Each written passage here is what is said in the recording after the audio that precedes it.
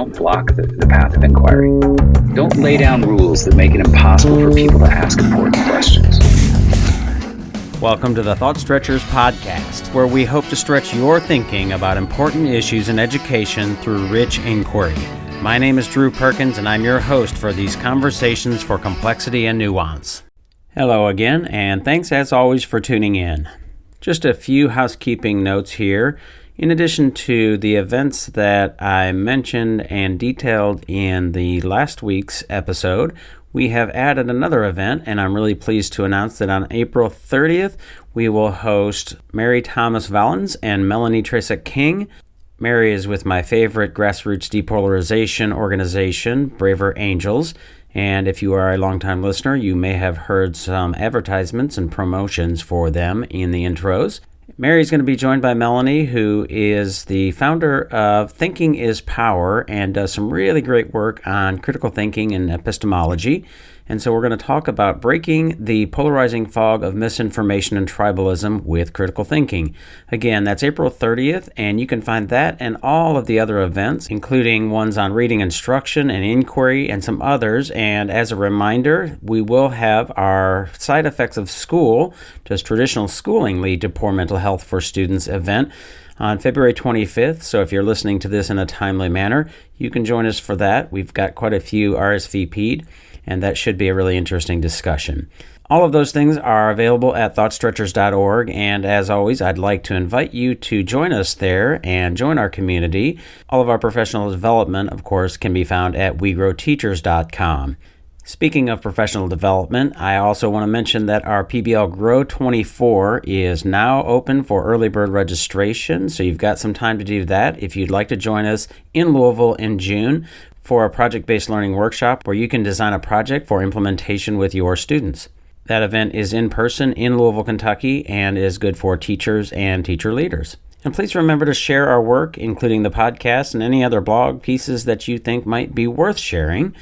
It really helps us out, and I definitely appreciate it. As always, you can reach me at drew@thoughtstretchers.org if you have questions, comments, concerns, or ideas.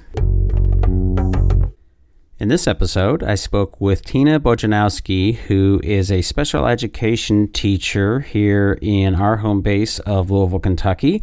JCPS is the district, and also a state representative for the state of Kentucky. I wanted to talk with Tina because of those intersections of her experience, and as you'll hear towards the end, she has an understanding of, one, how the sausage is made, but also an obvious expertise in education. So we talked about her journey to her current position and started the conversation from there, talking about reading and the science of reading and some of the tensions there as it relates to sort of us versus them and sides. And that led us into talking more about some of the culture war kinds of things, the policies around trans rights and healthcare, and some of the DEI legislation that has been proposed, or anti-DEI legislation that has been proposed here in Kentucky, and often we see some of that across the country as well. We talked about the importance of building relationships across the aisle, but also the challenge of and how to navigate some disagreements within your own quote-unquote side. And we ended our conversation talking about policymakers and helping them better understand the concepts or ideas in education in ways that would help them make better policies and some of the reasons why they don't always do that. I thought this was a really interesting conversation because of some of the tensions and her experience and expertise. And as always, I hope you find it helpful. Here's my conversation with Tina. I am here with Tina Bojanowski, who is a state representative here in our home state of Kentucky, also an educator. And there's lots of things that we can certainly talk about and probably will talk about. But before we do so, Tina, I want to welcome you to the podcast, give you an opportunity to say hello and introduce yourself so folks know who they are talking, who is talking to them. Right. So my name's Tina Bojanowski. I am the state representative representing District 32. It's Louisville. So anyone who knows Louisville knows the mall area. So kind of from the mall area through to where the new VA hospital's going in, and then all the way out between Westport Road and Highway 22 to the county line. I am also a special education teacher, active special education teacher for JCPS. I am a second career teacher. I spent my whole first career, we had a family gymnastics business. So I was a coach and a business manager and a toilet scrubber and everything you do when you own your own business. Head bottle washer? Yes. And when I got divorced, I had to figure out how to make things work a little better. Did a couple things that didn't pan out, but then ended up, actually what I ended up doing is there's this book called What Color Is Your Parachute? Are you familiar with that one? It's for career changers, and it's a very popular book, and you work through this whole process and it helps you decide what to do. And I have a son who is diagnosed with autism at 2.5. And so between Brandon and then my other kids struggled with some academic things, with reading, I kind of came to a conclusion that I would be a special ed teacher. So I did that. I'm about 14 years in. And so a little bit of my history. When I got divorced, I decided I was going to do a doctoral program in entrepreneurship.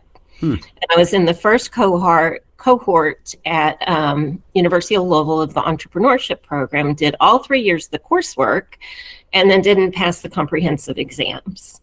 I think quite a lot of the reason is because I was a woman and not a man, but when you don't pass those things, you're done and you're out. So, I went back to school. I became a special ed teacher. I loved what I was doing, but I had a sense that I could do more. I could reach more children some or another than the 8, 10, 15 that I had on my caseload. And so the only promise I had made myself was that I would never be in another first cohort of a PhD program. But Bellarmine University, where I did my MAT, started an PhD program in education and social change. And it sounded so intriguing, with a very social justice angled perspective. And in 2012, I think, I started the PhD program there. And so working full time and going to school and doing that. And along the way, this is segueing into how I ended up running for office, which has absolutely nothing to do with any of my other history. Along the way, in January of 2016, I get a phone call from Brent McKim, who's our union president, and he says, "How would you like to run for office?" And I had never spoken with him before, and I had never considered running for office. But they had the individual who I eventually ran against, his opposition was unopposed, and they wanted somebody to run who was a Democrat. So I kind of pondered it, and he said, "Well, here's the catch. Today's the deadline." And so while I'm juggling my kids, it was a really bad teacher moment, but while I'm juggling my kids and calling my mom and calling my dissertation chair, we decided to run. And they ran someone down from Frankfurt, got the paperwork, ran it back up, and it was 5 minutes late. So I didn't run in 2016, which would have been a very bad year to run as the last second candidate with the whole Trump effect and so forth. So over the next couple of years, I got involved a little bit in politics, but the main driver was in our doctoral program is, how are you going to drive change? Where do you feel like change needs to happen in public education? And for me, it was high stakes accountability testing.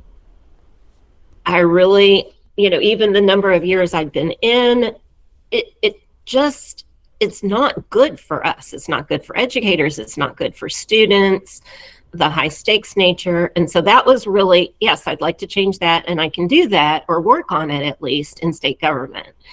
And so I ran, and then I won in 18, and I won a race in 20. And now I've been unopposed 22 and 24. So I'm good for the next cycle. I've already won effectively my 2024 election. So that's kind of the story of how I became a politician. But I really would rather call myself a policymaker because I abhor politics. I don't like the hypocrisy. I don't like the grandstanding. I don't like the horrible things that are done sometimes just to gain political power. But what I am is a very strong advocate for public education. And along the way, I had started reading Diane Ravitch and, just really got to understand just how detrimental things that we are doing in our schools is for our students. I've met Diane now. I've gone to several of her conferences. They have the Network for Public Education. Mm-hmm. And it's so motivating because it's just groups of people who want to support and it's not an easy question. How do we make public education better? Mm-hmm. But it's a very different question than how do we destroy public education? And so that's what I'm fighting against a lot of times. I feel like I like to try to be a little bit more on the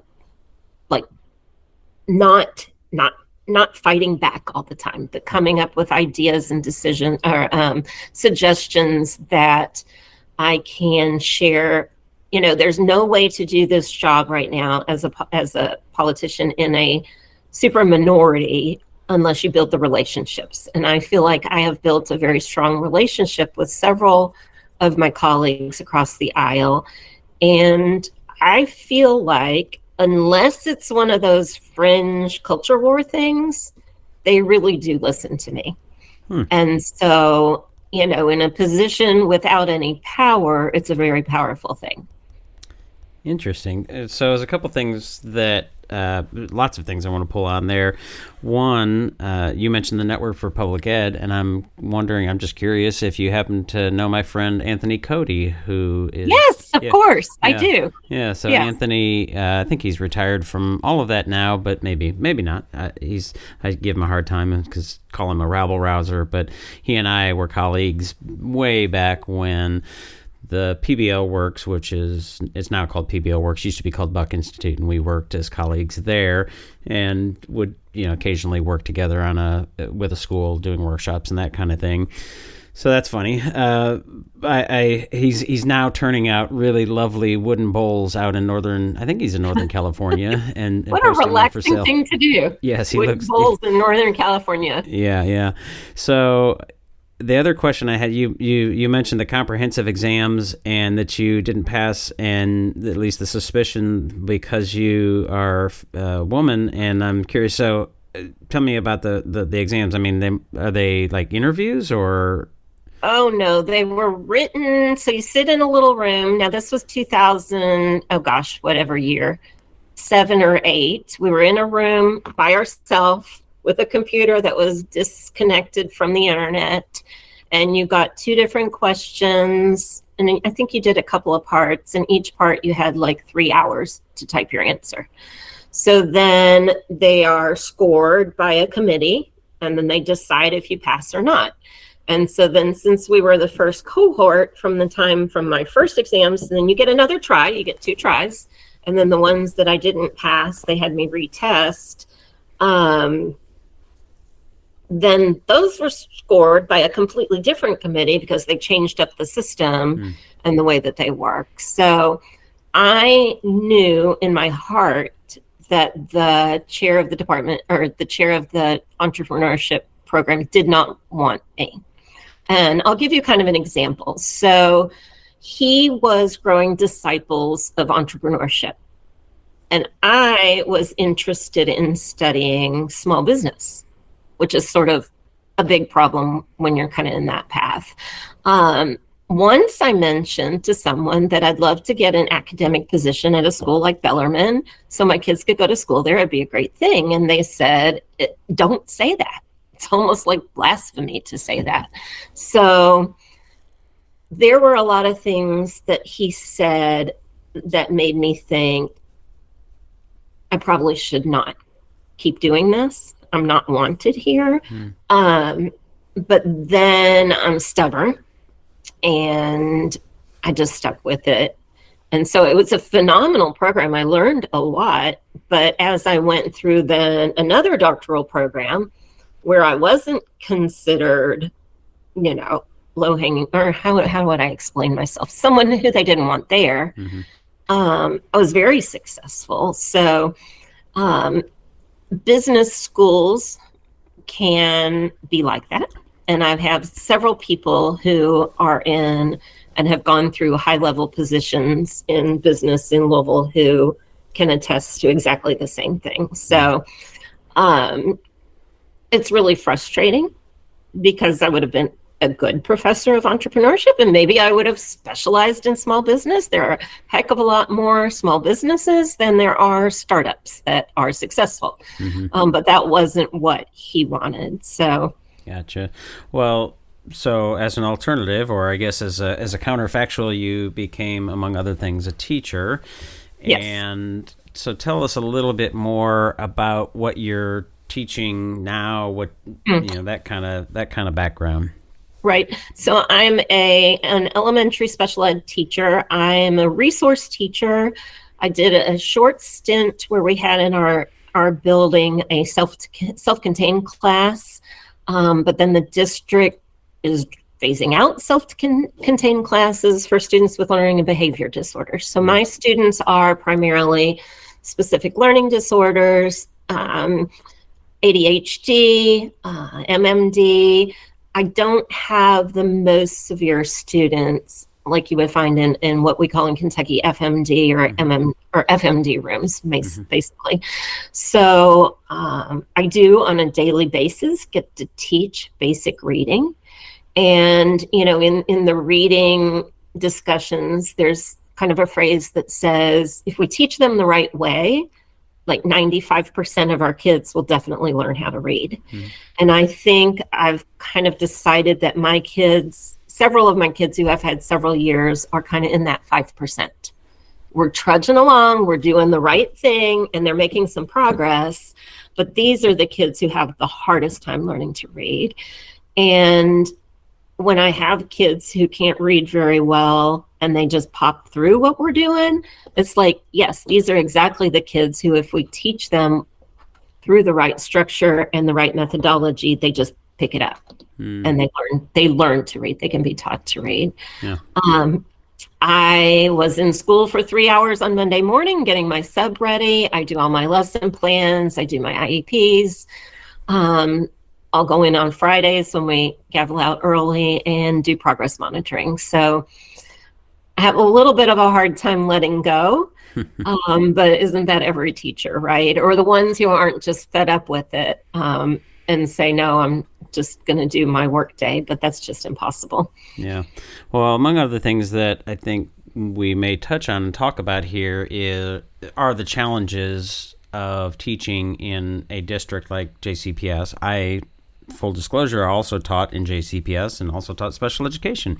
And I don't know if you recall, it used to be Southern Middle School. It's, I think, one of the same-sex schools now. I taught EBD and emotional behavior disorder, and that was one of the most stressful parts of my educational career that I can even, I mean, it really created a stress-related eczema on my hands, and I mean, it was really, really difficult. So I sympathize with the work that you're doing, and, people think it's, sometimes, non-teachers think it's easy to be a teacher, and it's like, okay, sure, try being a teacher of even the best kids, and, the best sort of behaved kids, that kind of thing, and now you're in a self-contained EBD room with kids that are bouncing off the walls, literally bouncing off the walls. And they're big. I mean, by the time you get to high school or middle school, they're big kids. Yeah. So no, it is. One of the things that I'd like to do is to bring a couple of my colleagues across the aisle into my room and have them watch a day, because I think, everyone has their own experience of going to school. Yeah. And that's what they think school is like, or what they see when their kids go through school. And it's just not like that in every building, in every classroom, at every, especially in the different special ed realms. Yeah. Our building met our whatever goals for the end of year accountability, except for kids with disabilities. So now all the pressure is on the special ed kids to ensure that their test scores go up so that the building doesn't become rated whatever the next color is, orange or whatever it is. And it's just an additional pressure on kids. It's a fine line getting them to stay engaged. I do lots of gummy bears and M&Ms and prizes and treasure chest, and they get little breaks to have choice time if they did all their work and things that are meaningful to them. We had a meeting with Dr. Polio once, and I said, well, what is it? Dr. Polio, for listeners, that's the JCPS superintendent. The JCPS superintendent. He said, we need 3 things in this district. We need teachers in the seats, so we need teachers, retain and recruit. We need bus drivers. And the most profound one to me is we need kids to want to come to school. So what has happened? There are major issues with truancy right now. What has happened to make school less of a place where a kid wants to go? And I try to make my room their safe place. And my colleagues and I were always like, if it's not Maslow, if we don't hit their basic needs, we're not going to teach them anything. And so safety, love, and belongingness. We have snacks. And it's not because my kids are hungry. It's because their souls are hungry. They need to be appreciated. So, okay. Well, maybe reading is a good place to start. I'm curious about there's so many things here, right? Yes. The reading wars, as we were talking a little bit before we started recording, is something that I've dabbled in. It's certainly outside of my high level expertise. I'm learning more about it. It's such an interesting and fascinating sort of puzzle. I'm actually reading a book now for a future podcast about the neuroscience of reading, and talk about which one is that? Her name's Karen Gazeth. I think I'm pronouncing that right. It's a brand new book, I think, and she'll be either on a podcast or part of an event with our new community to talk about, the actual neurosciences. And as I'm reading it, looking at the different brain parts and how some kids actually, their brains are not processing this piece and that piece, and how the phonemic awareness and all that stuff that I'm sure you're aware of, but it actually is really interesting from a very technical neuroscience kind of perspective. But all that being said, the reading wars being what they are, and Kentucky not being, operating in a vacuum, I mean, certainly a part of that, right? This has been a balanced literacy state, and absolutely, and the science of reading, for what it's worth, is saying, look, there's lots of evidence saying that we have to really focus on phonics. We have to really do some more explicit work there. We can't do this, find a reading nook and picture yourself as a reader. The whole language kinds of things. And so that's you are at the intersection of this as a reading teacher and also a policymaker. And, that is a sort of culture war kind of thing. It definitely is. Sure, we'll talk about some more culture war-ish stuff. But one, I'm curious what your training was in reading and how you think about those kinds of issues, but then also as a teacher / legislator, how you're sort of perceiving that puzzle here in Kentucky, because I think it extrapolates outside of Kentucky in obvious ways. So I'll share kind of my path on how I got to where I was. So in my doctoral program, a colleague was doing her dissertation on dyslexia. And so I did learn through her quite a bit. But a couple of years beforehand, I was not happy with how I was addressing reading in my classroom. So I went to some friends. Their names are Claudia and Stephen McCrocklin, and they own a tutoring business for profit in Louisville called the Langsford Center. And I said, I'm not happy with how I'm teaching reading. What do you suggest? And they suggested a curriculum called Seeing Stars, which is explicit, systematic decoding training. And I started adopting that and kind of used it in my classroom. And so I'm going along, I'm doing my thing. And then the year that Tipton last did the reading bill and it didn't pass, I said, well, how would you like me to help you out with this? And he said, sure. And so then I started reading and learning and discovering. And I had no real idea about it, the balanced literacy, how reading was taught. In our building, we used a program called Jan Richardson, which is effectively reading recovery for Tier 1. The more I learned, the more in shock I became at how we were not teaching children how to read. Right. And so, for an example, one of my kindergarten students, I'd go in and co-teach and spend a little time, and here they are with their little Jan Richardson book, and they're reading, "The spaceship is flying." That's the sentence. And I'm like, I know this child, we're working on decoding cat. She can't read spaceship. She can't read flying. She's reading a predictable text, and I got into all of that. So the more I learned about, and then to start with reading recovery. So we had a reading recovery in teacher in my building all the years I worked there. And I just thought they did great things to help kids with reading. But I bought multiple iterations of the reading recovery teacher's manual. I started reading through what are they actually teaching. And it just made me very frustrated because it wasn't teaching systematically, explicitly the code. Because by then I had some kids who couldn't read, who once I taught them 56, to recognize 56 graphemes, and then to be able to decode them in 14 different categories of just syllables. Once I got them to do that, they pretty much could read. And so there wasn't too much. It's not like, oh, you need to do 3 years of phonics if this child has an issue. For a kid who's not going to have a reading disability, it doesn't take them very long and they pick it right up. And so the more I looked at this and then read, my one of my claim to fames is that Stanislas Dehaene, if I'm saying his name correctly, he's French. He's also a neuroscientist who studies reading.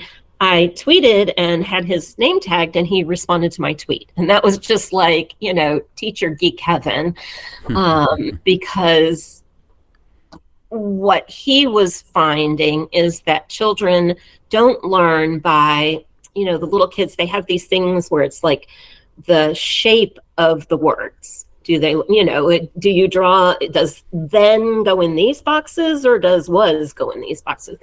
All of these things that we were doing with our kids were effectively a waste of time. And time, besides money in schools, time is such a valuable resource. And so here we are using reading recovery, effectively curriculum, and we're wasting time that our kids could be getting these foundational skills. And so the more I read, the more I supported a change. I do believe that the reading recovery family group of people, it's sort of like a cult. And like a cult, they don't want to change. And their way is the way to do it. So there's actually a requirement, if you're a reading recovery teacher, that you're not allowed to change the curriculum without explicit permission of the Reading Recovery Foundation. And what they've been teaching and the methodology they've been using has not changed effectively for 40 years. And so I've said, if you were a physician and you were using practices that happened 40 years ago and you didn't change with the coming science or neuroscience, not even the tagline science of reading, but, things that scholars have learned about how we read, then I would call it educational malpractice. Right. And I think that I was able to help get this bill over the line. And it was a really good bill. It came with money, $20 million from the state, $10 million from the Department of Education in their ESSER funds. So we've got a lot of money appropriated into training our teachers how to teach reading. Now, here's where I'm concerned. So I'm also, letters training is a big thing. I'm in the middle of letters training. I'm always behind because I'm juggling so many balls, but it's phenomenal training. And when I started doing this, here's what I realized. When I was in my master's program, I had 2 different classes about reading. My gen ed class was balanced literacy, and our textbook was Fontes and Pinnell guided reading. But in my special ed class, it was Louisa Moat's speech to print, right? And that's the foundation. She's the author of the letters program, and that's the foundation of a systematic, explicit method of teaching reading. And I was like, oh, I totally forgot I even had that book. And I read it, and, here are all my note cards. And if something isn't reinforced by the district, even if you're taught something, you have to do XYZ curriculum, it's really hard to, I guess, maybe even remember it, right? So whatever they're having us do. I was on my own. They kind of let us be a little bit in special ed as far as what methods we use with our kids and so forth, or at least they did in my building. And now I think we're doing now the UFly curriculum. It's the University of Florida Literacy Institute, and they have an online, systematic, explicit phonics curriculum. Everything is free with the exception that you buy the teacher's manual for like $70, and it has slides and so forth. And I'm really seeing some movement, even in my kids who may be part of that 5% who are really going to struggle to learn to read. So here's the caveat. It's all good. Everything we did was good. But the reality of what's good at a policy level and what ends up happening in a building is often at odds. But for what I think is it all goes back to high stakes accountability testing, because now we have a requirement that kids who are through grade 3, if they're on tier 3 in reading, you're required to have an individual reading plan written up for them. Okay, sounds great. All right. Our plans have the kids going with an interventionist 15 minutes a day and doing a computer program. Well, if you're a 3rd grader who doesn't know how to read, 15 minutes a day is not going to move the needle. And so part of the issue is that we don't either prioritize or have the money for the interventionists in order to help the teachers. Hopefully, as teachers are better trained, and we use in Jefferson County a new curriculum for teaching reading, and that the kids are taught more in an explicit, systematic way, we won't have as many kids who struggle actually with reading as they get older. But what are we doing for our kids who can't read? And often when they get older, it's just like, well, we'll accommodate, even if they aren't special ed. I think we need to drop everything. And so my friends with the tutoring company, when my son couldn't read, it was like, okay, you can come here. He'll come 2 hours a day, 5 days a week for 6 to 8 to 10 weeks. And it'll cost you how many thousands of dollars. And here's a bank that's working with us to do a loan. And I couldn't do that at that time, but I'd also taught my son with autism how to speak. And so I was like, okay, we can get reading if we can get speaking. And we did actually get my son to read. But what can we do as educators? Teachers are so pushed to get those kids to meet those test scores. And there's so much of a direction on ensuring that they're doing grade level standards. But then year after year, if we don't put the time into it, we're going to keep pushing kids on who can't read. And then people are floored that an 8th grader might be on a 2nd grade reading level. Right, it's like somewhere or another, we have to stop everything and do intensive reading instruction. And I don't think that MTSS piece, that RTI, that intervention piece, I just don't think we're there yet. And the tension is with limited resources and a lot of pressure to get the test scores, the interventionists are going to have to do you know the phrase bubble kids?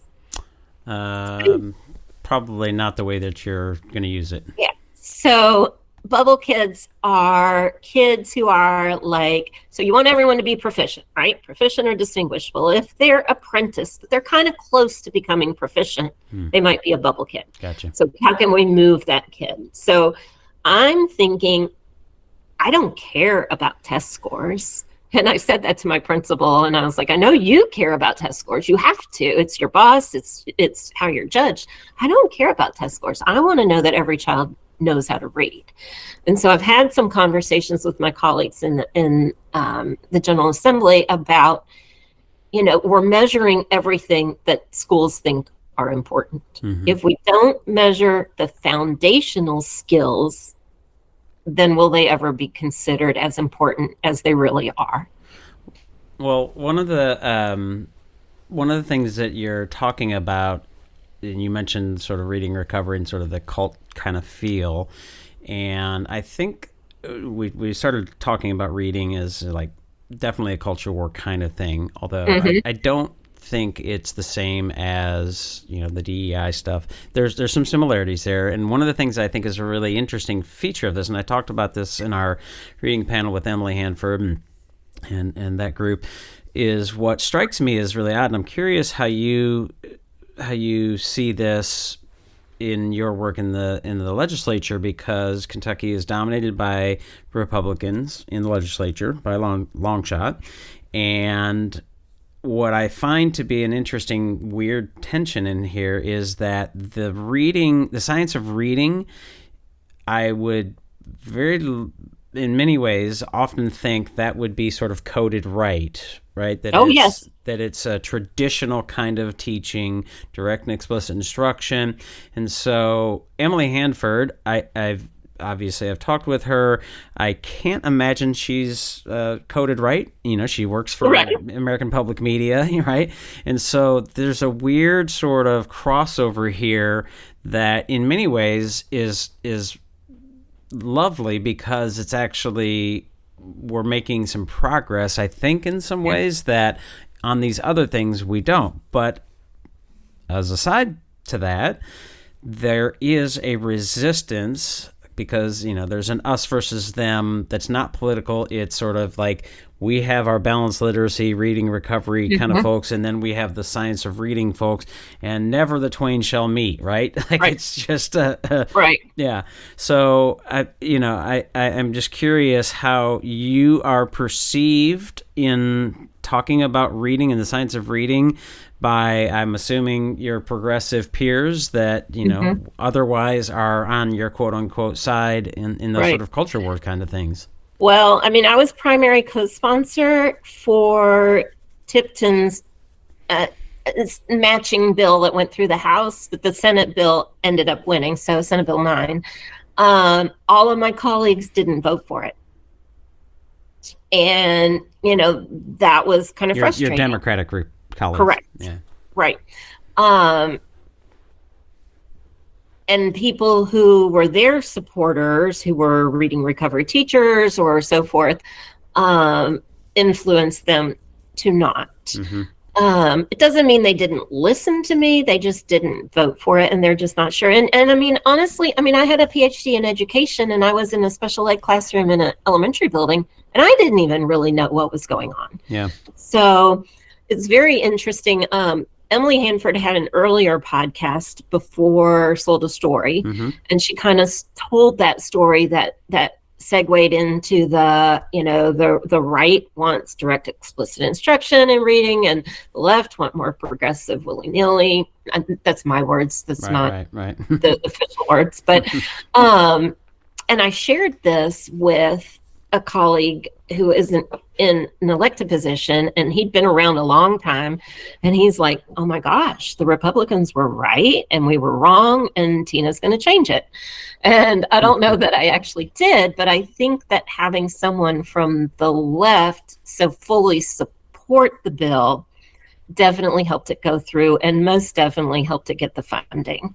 So it's interesting, as I reflect as a teacher, I don't know. I just ordered the name's not going to follow me, but there was a book I saw and something I looked at, and my vice is if I want a book, I buy it. And so I've got these stacks of books, but it was kind of on constructivist education, and it was more of an academic book, and I'm waiting for it to get here. But to me, I think so many of the kids with whom I work need that direct, explicit instruction in whatever, whether it's the vocabulary or the algorithm.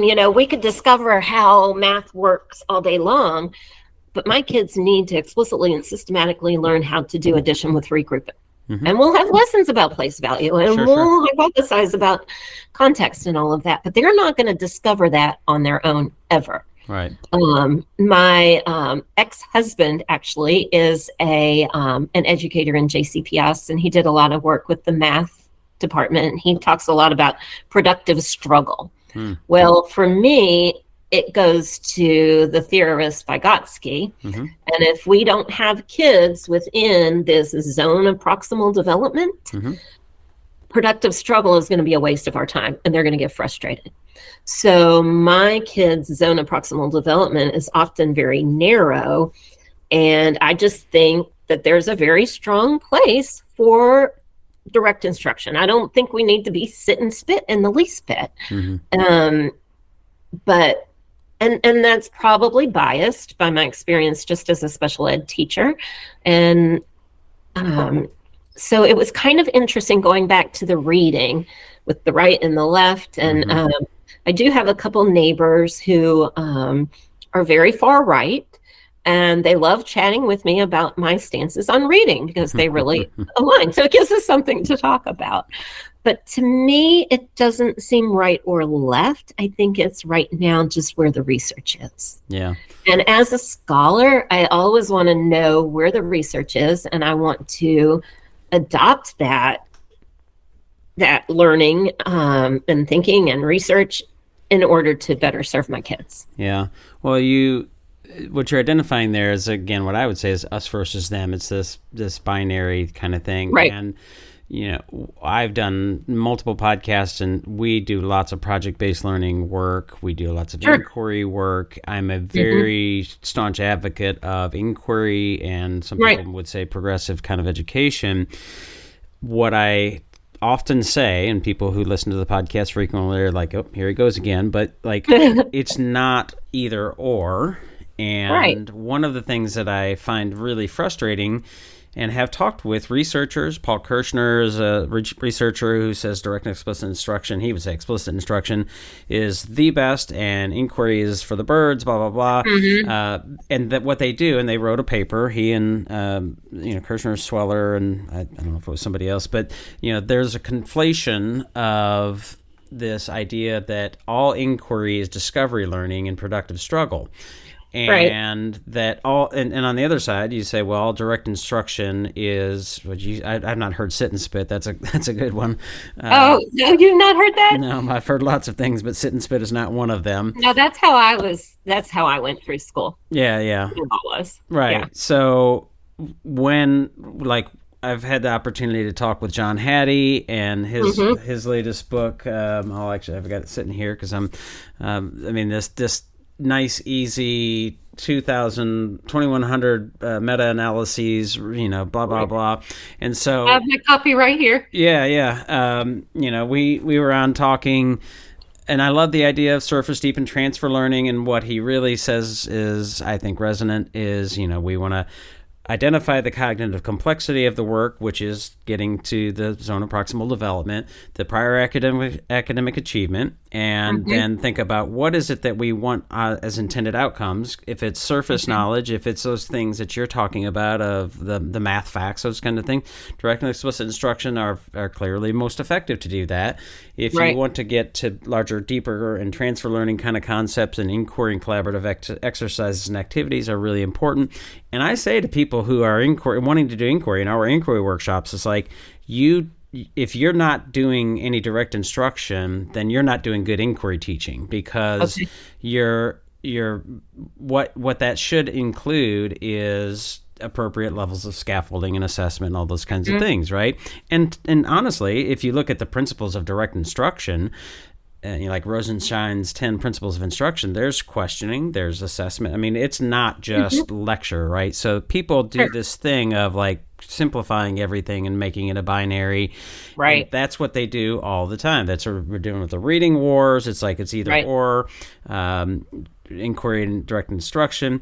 Maybe this is a good segue into some of the more culture war things, because I think that happens clearly as well, right? So the idea, you're talking about the grandstanding, you're talking about people taking these positions and having to take positions. There's new DEI, I guess, banning DEI kind of legislation that's been introduced in Kentucky. And it's like, we're going to do this. We're not going to do this. We have to ban this. We can't have this. We can't have anybody saying the words critical race theory or something like that, right? Which isn't even something that we do in K through 12 very much at all, right? I mean, that doesn't matter. Right.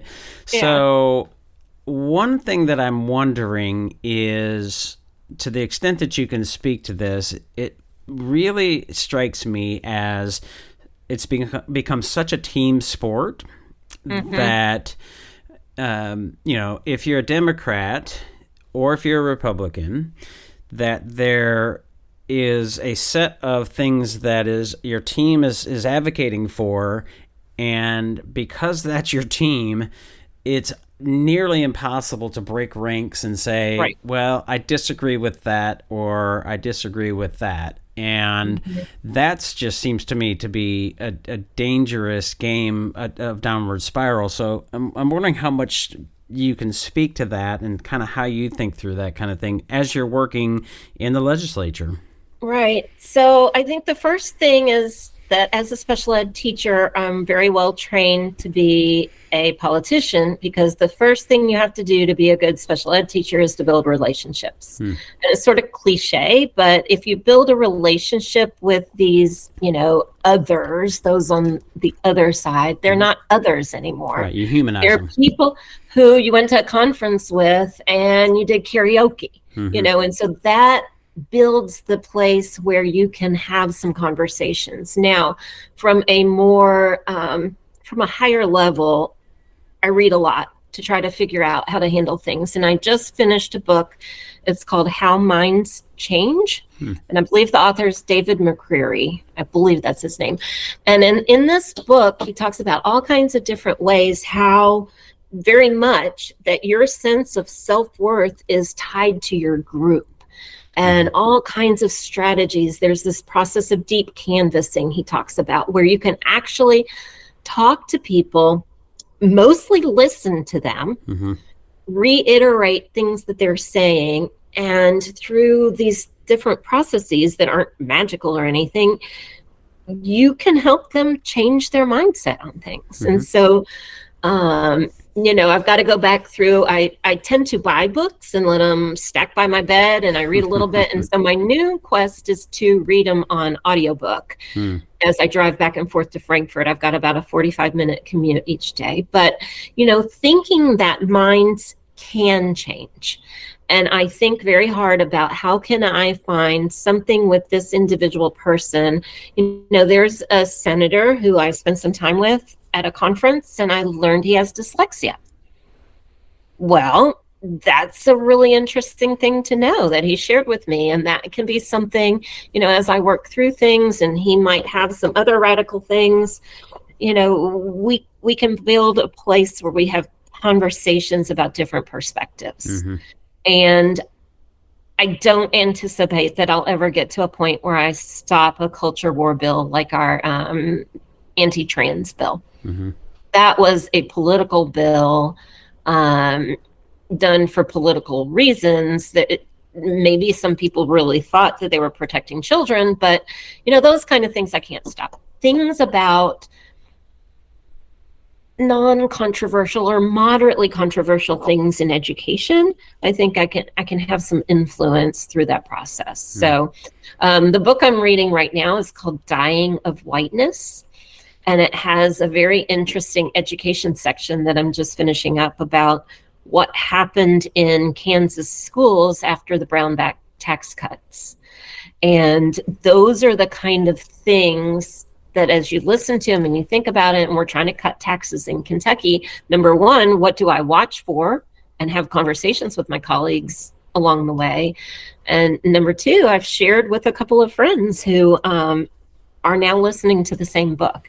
And so they aren't partisan books by any means, but they talk about partisan issues. And in a lot of ways, it builds on sort of that same thing. The beginning of the Dying of Whiteness book, it talks about a gentleman who lived in Ohio, and where Ohio didn't have Medicaid expansion, Kentucky did. And this gentleman was asked, with all his illnesses, you would be healthier if you lived in Kentucky. And he said, I would rather die than have money go to these other people who may not be worthy of getting it for whatever reasons. And understanding for me, and as an individual, whatever side you're on whatever issue, it seems so black and white to you. And one of the things that was in How Minds Change was the discussion about what color is the dress. Do you remember that from social media many years ago? There was this picture of a dress, and some people saw it as one color and some people saw it as another, right? Well, what happened, and then he describes the further research about this, is that people who spent more time indoors without natural light were more likely to see a dress one color. And people who had more time with outside lighting were more likely, like natural lighting, were more likely to see another color. So to me, that means it's not just an opinion about things, it's actually how they see things. And in that case, their eyes saw that color because of their past experiences.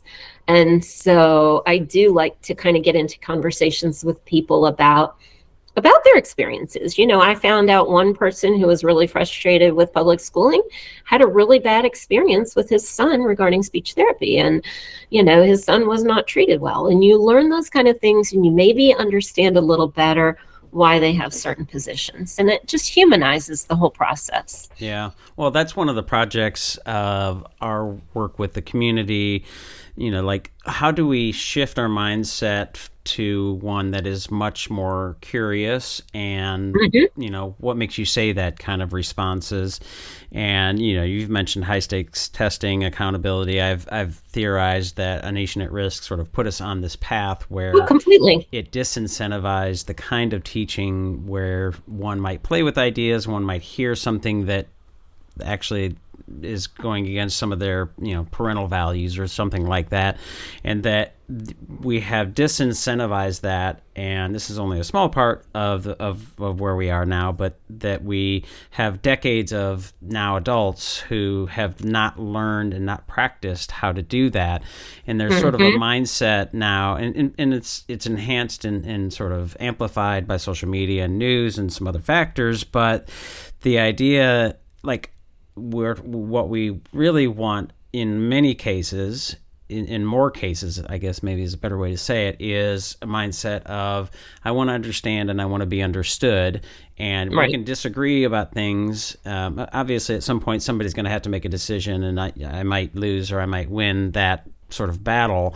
But in our sort of day-to-day discourse that bleeds into all of the parts of our lives, now we've got all of this, like, I want to tell you how I think, and I'm actually going to try to persuade you, or if you say something that I don't like, I'm going to be angry with you or disassociate, or all of the different scenarios there. So that's part of what we're trying to do with the community and try to advocate for that. That's sort of the application of liberal science. Like, I might be wrong about this, and that's maybe a good segue to the question that I have, talking about going across the aisle, but then inside you have your own sort of caucus, right?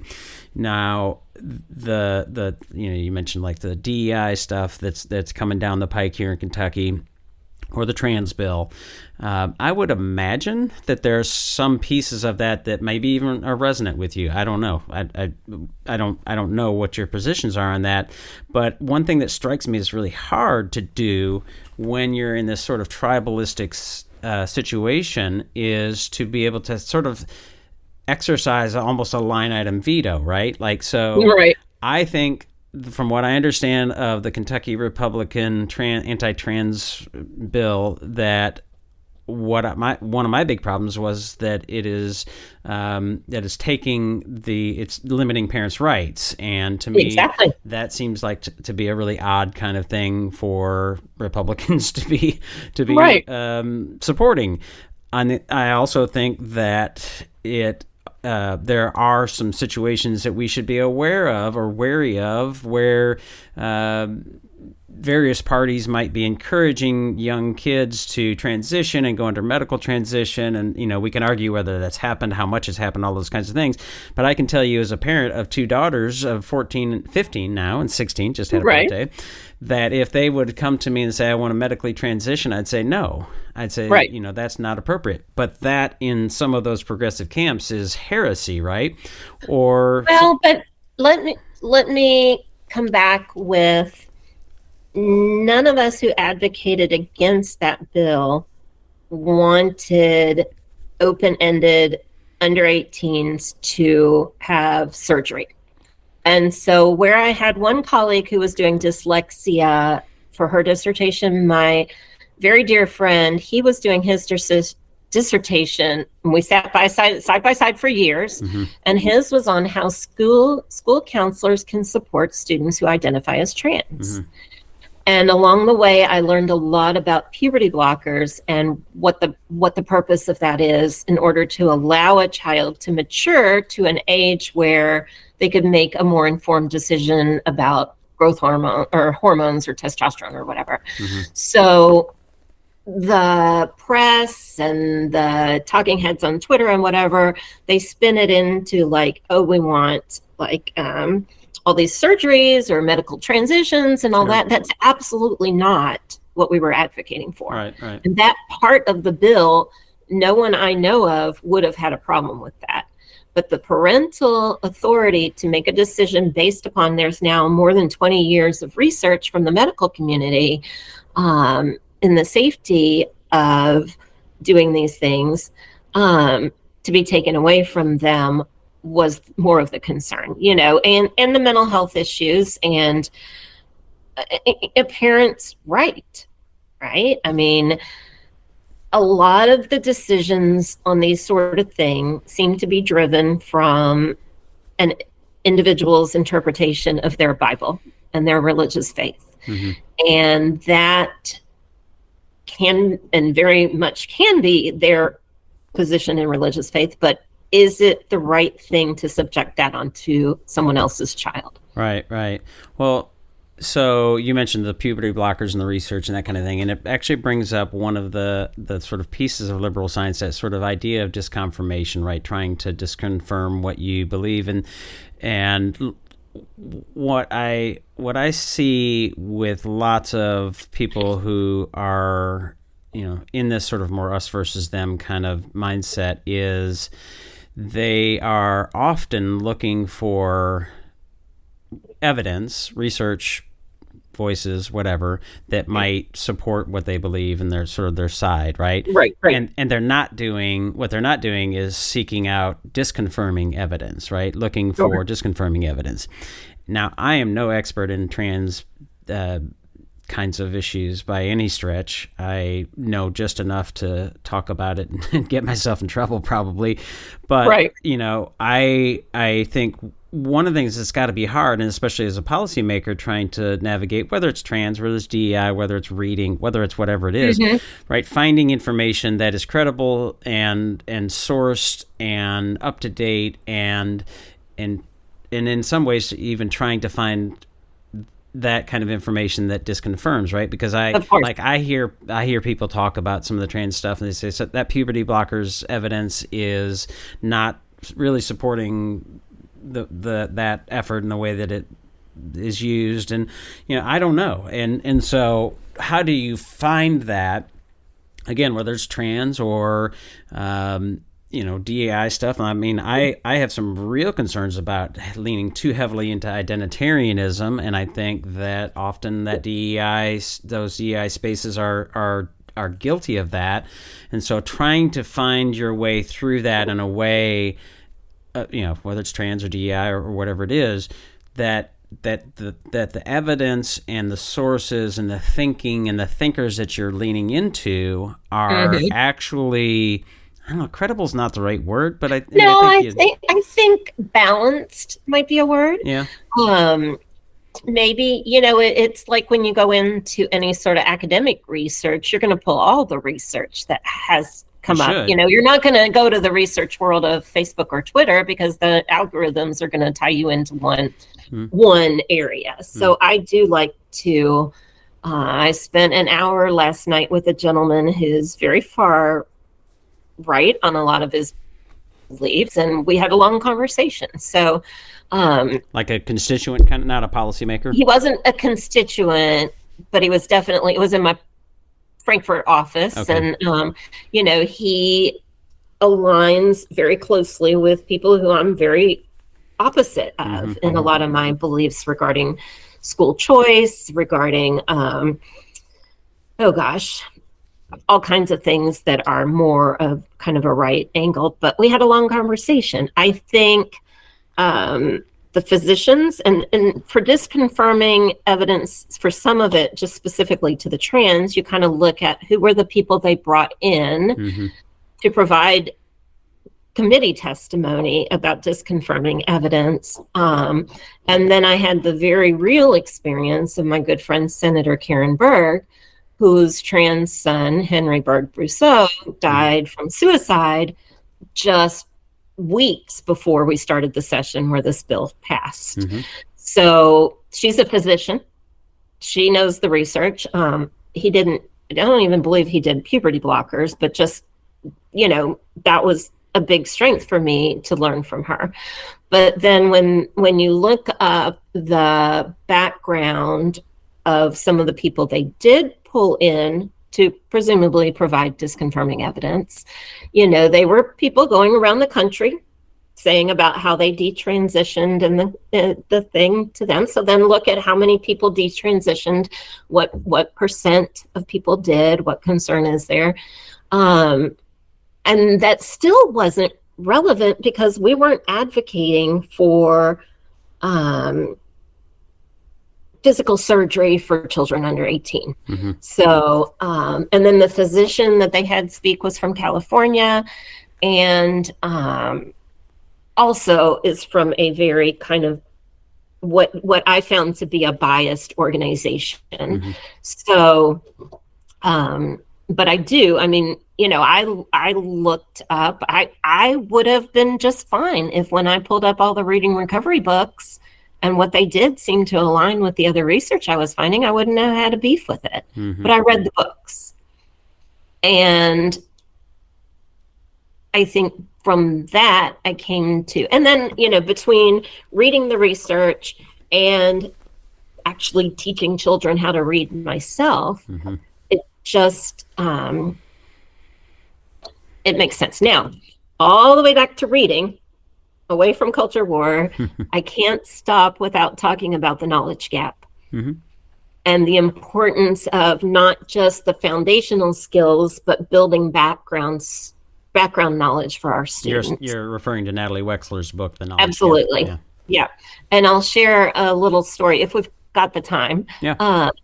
So I was reading The Knowledge Gap because you just keep reading. And I was working with one of my students as a co-teacher in his gen ed room, and the screen was up and it was all about text features. You've got your titles, you've got your subtitles, you've got headings, you've got a photograph, you've got a diagram and all that. Well, my little guy, he wanted to have a conversation about the content. And I had to, we talked a little, and then I had to keep redirecting him about the lesson was the text features. And then it hit me that since we've had to do all this teaching the standards, we were doing it with one disjointed passage after another, and not really, as I read her book and sat in that room, we weren't really giving our school-based kids background knowledge. Because I had almost come to the conclusion just within myself and accepted that my siblings live in Europe. So my daughter had gone to France and England several times before she graduated from high school. It's a totally different experience than someone who has never left Louisville. Right. And I kind of come to the conclusion that our school-based kids who just get all their, most of their experiences academically from school, we're just going to be behind. But it's not true. I mean, there are going to definitely be differences between kids, but if we are never teaching them the background knowledge and we're only teaching them how do you find the main idea of this next boring passage, then it kind of goes back to our superintendent's position on what can we do differently to make kids want to come to school. And that's where, my kids enjoy the direct instruction in the phonics and so forth. We get in it, but I can see where inquiry-based is very engaging. And, that could be a reason why to school, because in, Miss S's class, we really get to learn things. Now, I've looked a lot. There's in Louisiana, they have there are ways that you can do pilot programs through the federal the Federal Accountability Division. And you can do pilot programs that you have a different, rather than just the big end of the year test, or as, what's the gentleman in Kerm Education calls the BS test, Peter Green, that BS test. Instead of that, you can do different pilot programs. And in Louisiana, there's a pilot that they can opt into where the state each grade has 3 or 4 topics. And then that's the content, the topic. You teach all the other things, but you do it under those topics and get deeper knowledge about those topics. But then the end of the year tests have questions about those topics. So you can test reading comprehension, main idea, whatever you want to do, but it's with something the kids are familiar with. Yeah.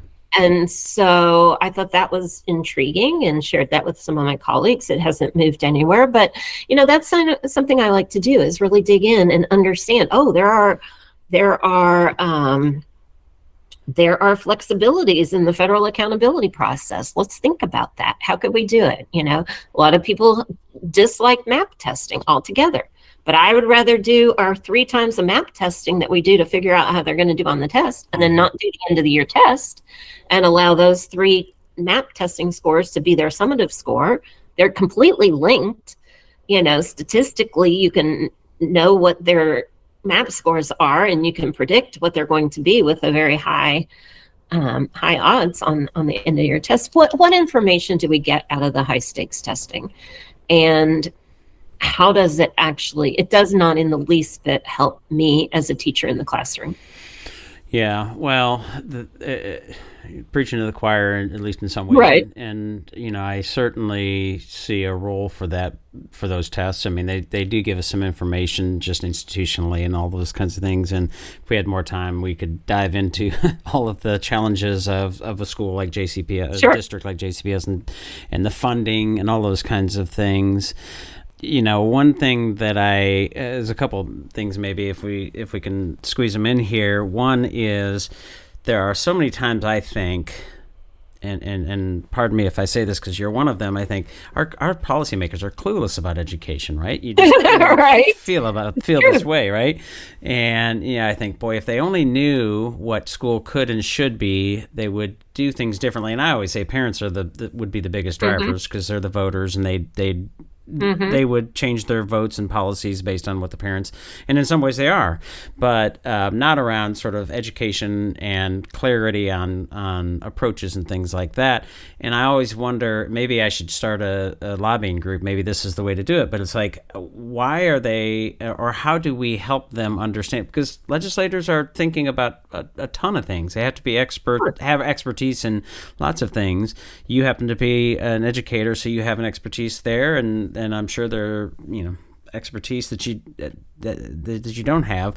But how do we help, in what ways can we help our policymakers be better informed to be able to do better policy making, actually doing things that would be helpful?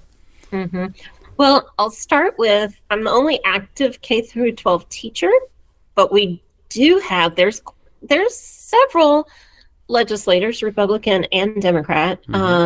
There are some Republicans who are retired school superintendents, public school, retired principal, retired school board members. So we do have that voice. So the question then is, what is it that makes the majority party not listen to the voice of the educators within their own caucus? And that's the challenge. Why would they do something that the educators say this isn't a good thing? And then that goes back to the political question. Because we do have very solid public educators who really understand public education. But I think that sometimes, so I thought this with the gentleman who was running the scholarship tax credit bill we had a couple years ago. And it passed. And, I had a conversation with him and I said, did you know that this is part of a national push to privatize public education? He's like, no, are you kidding? That's not true. I just want parents to have some options. I want kids to be able to have this extracurricular or take this class. I was like, no, you are a cog in a machine that lots of big, well-funded think tanks are pushing, kind of following Milton Friedman and vouchers and all of that. And they don't even know that they are. And so they see this simple thing, okay, parents should have a little more options about where their children go to school, and don't understand the long-term impact of that.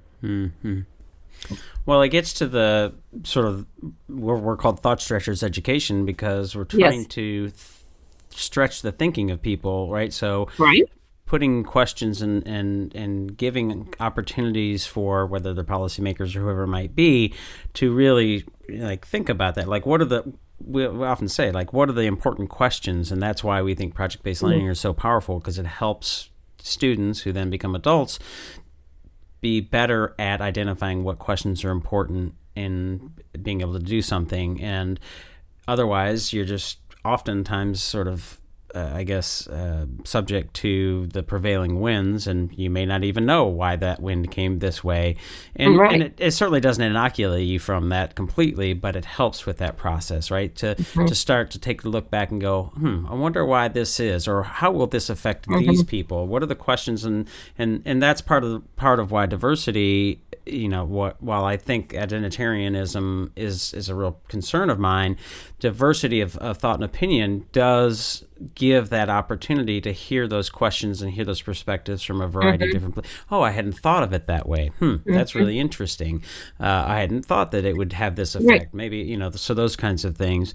And maybe one thing I'd like to maybe close on, I know we're over an hour here and people are hopefully still listening, but one of the things that I do have a concern about, and I'm curious to kind of get your take on it, is the extent to which, and this is a problem that I see in the education space of sort of DEI or critical race theory, derivative kinds of things, is that there is a liberal authoritarianism that exists on the right and the left. And on the right, it's much more sort of concentrated in sort of MAGA and Trump and that kind of world. But on the left, it's much more dispersed, and I would say education is certainly there. And so when we work with educators on sort of teaching with neutrality is something that we call it objective pluralism. So I've done workshops with teachers and board members where it's like, okay, what I think is really important is that we have civil discourse and dialogue, all of those things that, sort of democracy building projects are after. Totally, I'm with that, right? But I think what we have to do as part of that is to help our educators and all of the sort of stakeholders in the education policy ecosystem better understand the idea of what our democracy rests on, which are the sort of principles of liberal science, of fallibilism and disconfirmation and those kinds of things, And where it goes outside of those bounds, that to me is a kind of line of demarcation, right? So when somebody on the left says, or the right, but in education it tends to be more on the left, in sort of the training and kind of things, the DEI spaces and stuff, say, we have the truth, and we are the only ones, right. We're the only ones that have a seat at the table. All else, you're racist, you're transphobe, you're whatever. Right. And it shows up on the right, you're a rhino or you're a squish or something like that. So helping educators and again, those folks in the ecosystem better understand that, so that they can then say, oh, wait, that they're trying to limit my freedom of expression or speech, or somebody else's, those kinds of things. To me, that's just something that we really need to focus on as we try to get out of this polarization spiral. So I'm curious, just any reactions that you have to that. I mean, I think, so here's what it makes me think of, which is out of the education arena, but it kind of meets to that. I had a friend, and we were in this program called Emerge, and Emerge trains progressive women to run for office. And she was in Emerge, but she also lived in a very small rural community. And they had an event, and I don't know if it was her local Democratic Party or something, where they brought in someone who is Muslim. And it was kind of, meet a Muslim. And it's It sounds funny the way you say it. Well, and that was kind of jokingly what she called it. But really, it was a way. Part of the reason that we're so polarized is that we often don't know people or talk to people who have the differing thoughts. And, some of the training and education might be in one frame. I think we just talked about this. So every year legislators have to do ethics training.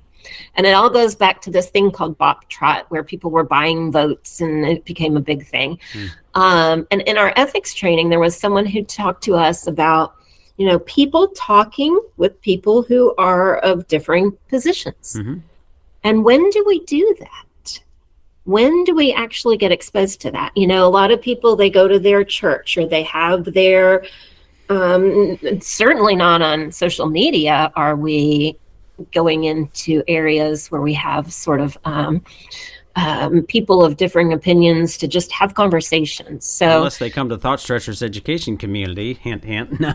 And that's right. And then they have that's the conversation there. And so I remembered that I'd seen this video clip, and it was a Heineken. So listeners, if you're still out there, it's a Heineken commercial. And it brought together people who were, and they were probably actors, but the thought was, people who are so radically different from the outside, put them out in front of this cup of beer and sit down and talk. And you get to know that they're not just their stereotype, that they're people, and that you're going to find out that they're going to have a lot more in common than different. And only by seeing those pieces that are in common can you start to have empathy and understanding for other people's positions. So it kind of goes back to how minds change. How do we, not that I'm going to try to change someone's mind. It might be my mind that changes by listening and understanding, or realizing that they literally see a different color than I see. And I'm not going to change their mind that the dress is a different color, but I will understand what their context is in order to see things how they do. And it makes me not only more able to empathize, but more able to listen to what they have to say. Yeah, and I think that's a sort of lost art, and I'll close with this and then give you an opportunity to sort of share anything, reactions to this and any links and anything. But one of the distinctions that I got this from Twitter, and I think it was still called Twitter technically back then. Right. So, it's always going to be called Twitter to me. Right. Well, it's twitter.com, so it's still Twitter. Yeah, there you go. So this idea of woke and wokeism that obviously has made the rounds, and a distinction was made, and I thought this was really useful, and we actually talk about this in the work with schools and teachers, the distinction between classic woke and new woke, and I didn't come up with this, right? So classic woke being something much more sympathetic or aligned with like Martin Luther King Jr. kind of civil rights, right? Which is what an old school liberal would, the things that you're expressing, saying, we want to hear these differing opinions, we want to really get this all these ideas out here so that we can be better informed and so on and so forth. Whereas a new woke is something that is much more authoritarian and illiberal. It's like, this is the truth, we have the truth, and anybody who says anything different is, a racist, transphobe, or whatever. You can go down the list. And so to me, I honestly think if Republicans or folks on the right were really smart and operating in good faith, one would assume that they would agree with the sort of principles of classic woke, like Martin Luther King Jr., and make that distinction between classic woke and new woke and say what we're really fighting is the sort of new woke, right? And but they don't do that. They just, no, of course, smash everything down and make it flat. So feel free to respond to that. But also, I want to give you an opportunity to, anything that you want to, links or things you're working on or things you want to share, anything like that, or anything that we didn't talk about that you want to talk about. Well, I think I'm pretty much talked out. Yeah. I feel like we had a fabulous conversation, and it's always interesting to kind of talk about some of the thoughts in my path and experiences. I had never dreamed ever of becoming a politician, and will be, going into year 7 and 8. But what's really powerful for me is to get to know kind of how the sausage is made. And to see the policy end, and then to go right back into my classroom with my 10 or 12 special education elementary kids and be that teacher. And bring back that into the policy conversations. So I feel like I'm in a really powerful, not politically powerful, but just it's powerful within myself what I'm able to do, and I'm very grateful. I do tweet when things are relevant. That's sort of my platform. I sometimes Instagram because my daughter says I should, but my Twitter is Tina for Kentucky at twitter.com. I think I don't like trolls. I mean, it's just annoying, but it's when you're anonymous, it's easy to be trolly, right? If you were the real person, what would you actually be saying? Every day I get exhausted, I get frustrated. We had the bill drop the other day that made it illegal to advocate for diversity, equity, inclusion, and belonging. And it's just infuriating to me because sure, you've got those, whatever new DEI means to people. But if our kids don't feel like they belong, they're not going to learn. And so I get furious, and I'm jamming to my chill out music on the way home from Frankfurt rather than audiobook. And then I go to sleep and I'm ready the next day to just approach it. And sometimes it's really hard sometimes to feel like you want to try to save the world. I want to try to save public education. I want education to be the best it can be for every child. And sometimes I can only do what I can do. And I'm one person, and I research a lot. You name it, I'll order the book. And hopefully I'll read it all the way through. But I just hope that my efforts can make a difference so that all of our children can be successful in school. Well, it's yeoman's work or yo women's work, I suppose. Yes. Yo person's work. There you go. I speaking of Twitter, I tweeted about that DEI banning bill, and it's like it seems just like an own goal for them. But what you do you. My mom, who was an educator, my grandmother was an educator. My mom said, no, in no way, shape, or form should I ever run for office. So I appreciate you doing that. And your experience as a teacher and then seeing the sausage made is why I, in large part, I wanted to have you on, because I think that for educators and those folks who listen to this, right, I think that is hopefully illuminating, and I definitely appreciate the time. Oh, well, thank you very much. I enjoyed it immensely. What we need to do is spend enough time together that we can start to translate our ideas into each other's language and include one another in this community of inquiry. And that is the work of love.